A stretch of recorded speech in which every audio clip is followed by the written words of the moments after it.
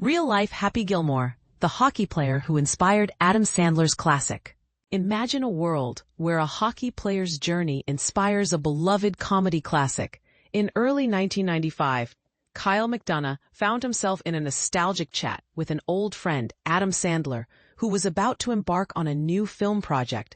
McDonough, a standout center for the University of Vermont hockey team during the late 1980s, was making a name for himself in Norway's premier professional league. Meanwhile, Sandler was gearing up to film a movie that would eventually become a cultural touchstone. "Do you remember that film we discussed?" Sandler excitedly told McDonough. "We're about to start shooting it." This film, set to be filmed in Vancouver that summer, featured Sandler as a down-and-out hockey player who unexpectedly finds success in golf thanks to his powerful slap shot translated perfectly to the golf course. Although it didn't break box office records upon its release in February 1996, grossing under $40 million in North America, Happy Gilmore became a significant stepping stone for Sandler, propelling him into a career that would see him star in films grossing over $3 billion globally. Recently, he even signed a lucrative Netflix deal worth $250 million for 4 films, including the much-anticipated sequel, Happy Gilmore 2, which premiered just last week. This remarkable journey might never have unfolded without McDonough, affectionately known as Mick D to Sandler, who inspired the character of Happy Gilmore on a driving range in Manchester nearly 50 years ago. Their friendship has endured through the years, and Sandler fondly reminisced, "You got to talk to Kyle McDonough? The best. The king." The two first crossed paths in the early 1970s when Sandler's family relocated from New York to Manchester, New Hampshire.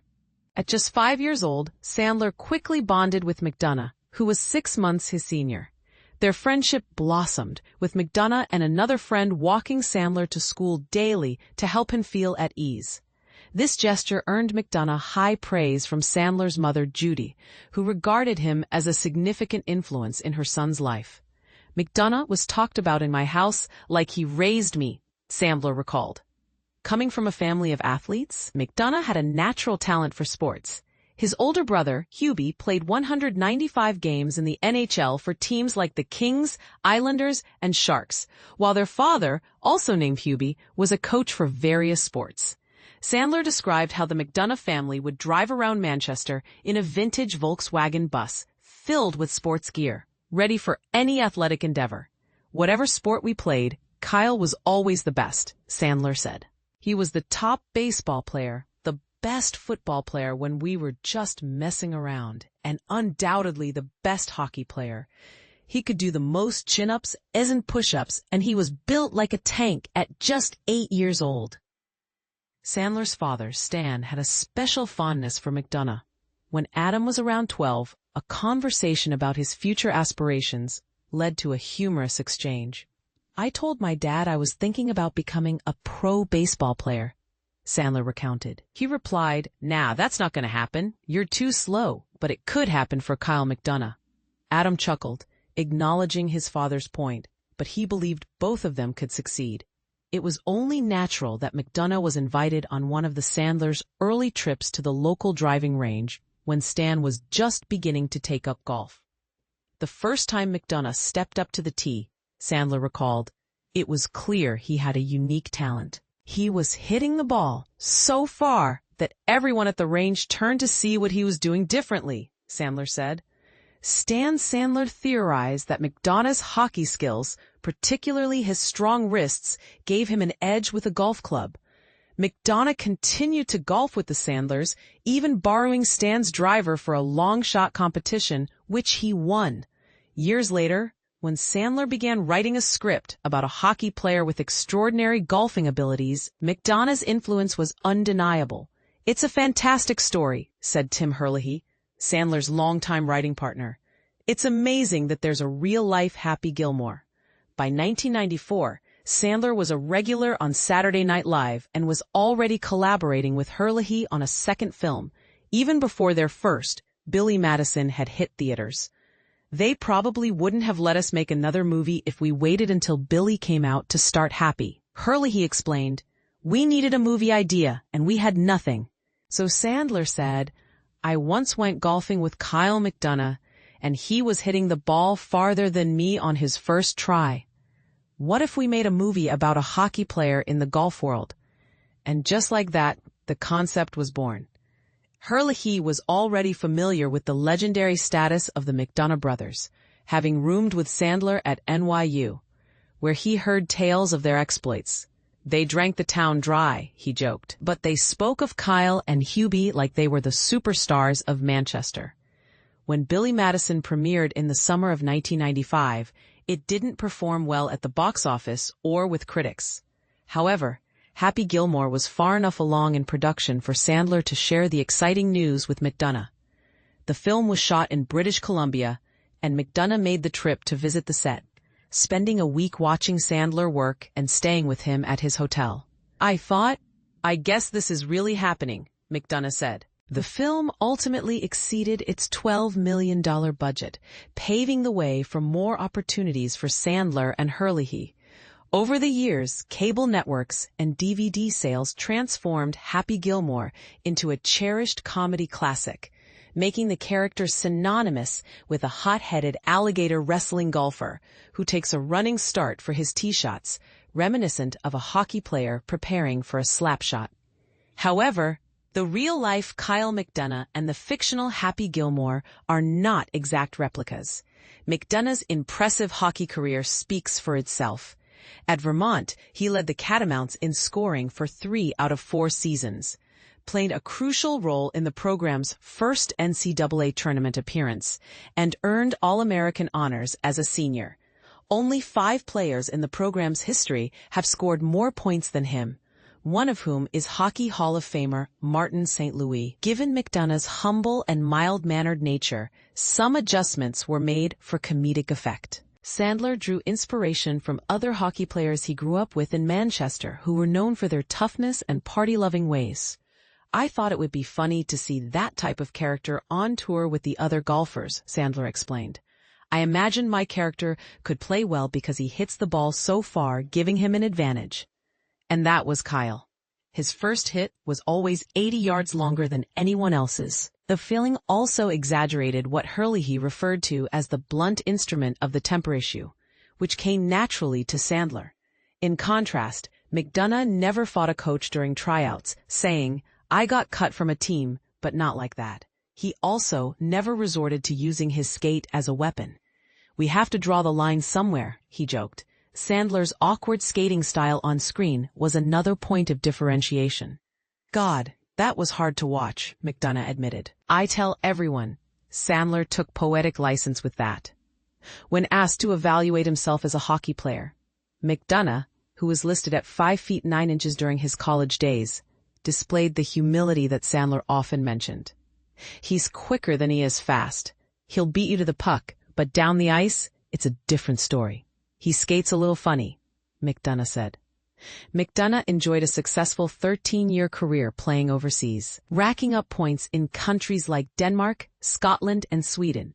However, he made his most significant impact with Frisk Asker in Norway's top league, where he scored 33 or more goals in 3 of his 6 seasons, and led the team to a championship in 2001-2 before retiring. The closest McDonough came to embodying the character of Gilmore during his hockey career was when he led the league in penalties one season, while also winning the scoring title. Every year, his students eventually discover the connection to Sandler, usually after Christmas. Someone stumbles upon the right search results or digs through the DVD special features on YouTube, and the rumors begin to circulate. McDonough, now a high school social studies teacher in Manchester, enjoys the attention, even if he playfully denies the truth. "I kind of play it off. I'll deny it," he said. "They know that Sandler came from here, so it's plausible. All I say is, someone had to go to first grade with him, right?" Nearly 3 decades after Happy Gilmore made a memorable shot with a hockey stick putter to win the gold jacket at the Tour Championship, the sequel features an even stronger hockey presence.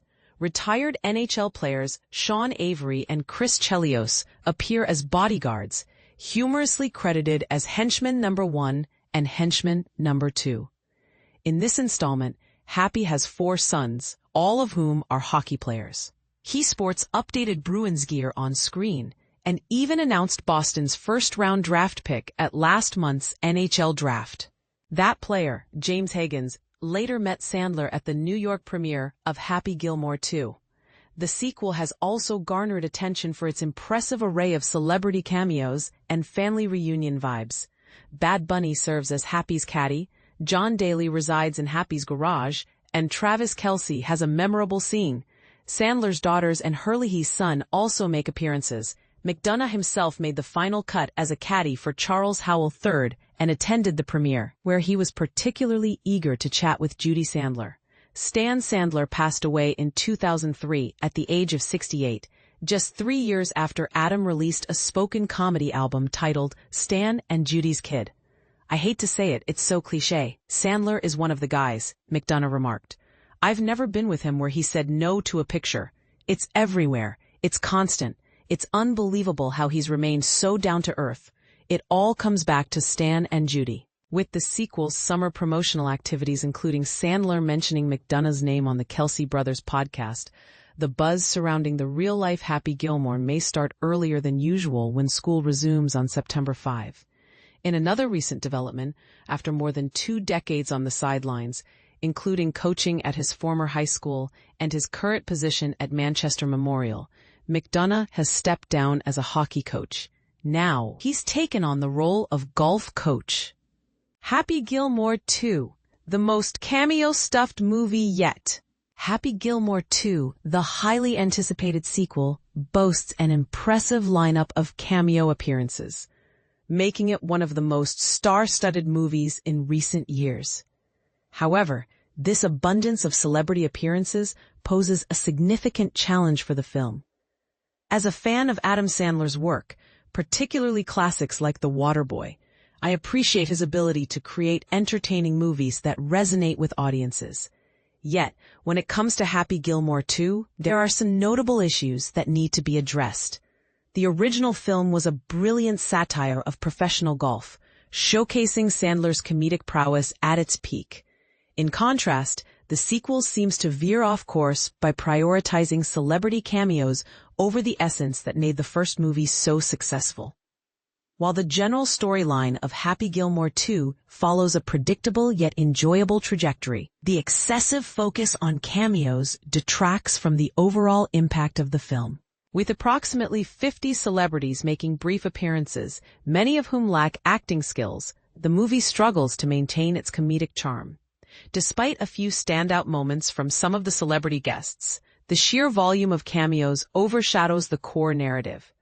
The film's departure from the original's disruptive and irreverent tone is evident, as Happy Gilmore's character loses his edge and becomes more aligned with the traditional golfing world. This shift dilutes the essence of what made the first movie so engaging, missing an opportunity to explore the comedic potential of challenging golf's status quo.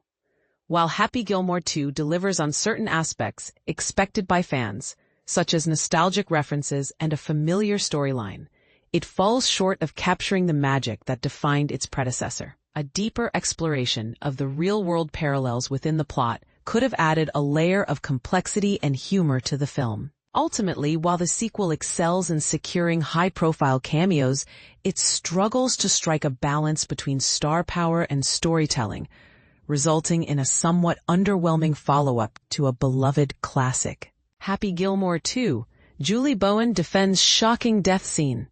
Imagine your favorite comedy sequel taking a dark turn just minutes into the film. That's exactly what happened in Happy Gilmore 2 when Julie Bowen's beloved character, Virginia Vennet, meets an unexpected and shocking end. But here's where it gets controversial. Fans are divided over whether this bold narrative choice was genius or a misstep. If you've already binge-watched the sequel on Netflix, you know the scene. During a high-stakes golf tournament, Adam Sandler's Happy Gilmore takes a fateful swing and the ball tragically strikes and kills Virginia, his wife and mother of their 5 children. This moment becomes the emotional catalyst for the entire plot, leaving viewers reeling from the sudden shift in tone.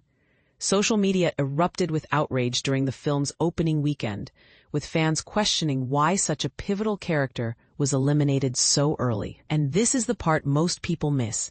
Julie Bowen herself found humor in the twist. In an interview with People magazine, she recalled her initial reaction. "When I found out I was killed on page 12, I started laughing. I was on vacation with my family, with no Wi-Fi, barely able to read the script on my phone. I thought, am I seeing this right? And then I just laughed and laughed. Adam was trying to reach me, but I was on an island with almost no cell service. We finally connected and I told him, I don't care. It's great." Happy can't be happy. Director Kyle Newacek defended the decision, telling Slash Film that Virginia's death was the driving force of the film. "If you pull that out, what do you have? You don't have anything real," he explained. Newacek also pointed out that the original Happy Gilmore opened with a similarly dark scene, Sandler's character witnessing his father's death by a stray hockey puck. "There's real dark humor in the first one," he said. This felt fitting. Here's the controversial question. Was Virginia's death a necessary narrative choice, or did it alienate fans who expected a lighter tone? Some argue it added emotional depth, while others feel it betrayed the franchise's comedic roots. Adding to the confusion, Bowen was prominently featured in the sequel's press tour and trailers, giving fans the impression she'd play a major role. In a summer podcast interview, she even joked about being replaced by a younger love interest, never expecting her character's fate. So what do you think? Did Virginia's death elevate the story, or was it a step too far? Let's debate in the comments. Agree or disagree? This twist has everyone talking. Happy Gilmore 2 is now streaming on Netflix. And whether you love it or hate it, one thing's for sure. It's unforgettable.